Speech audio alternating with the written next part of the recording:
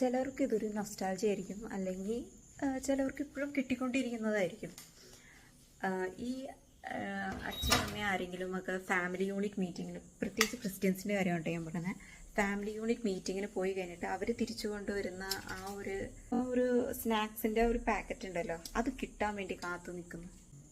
ഇപ്പോൾ ദേ മമ്മി സ്നാക്സിൻ്റെ പാക്കറ്റും കൊണ്ട് വന്നിട്ടുണ്ട്. അപ്പോൾ അത് ഞാൻ പൊട്ടിച്ച് കഴിക്കാൻ പോണതാണ്.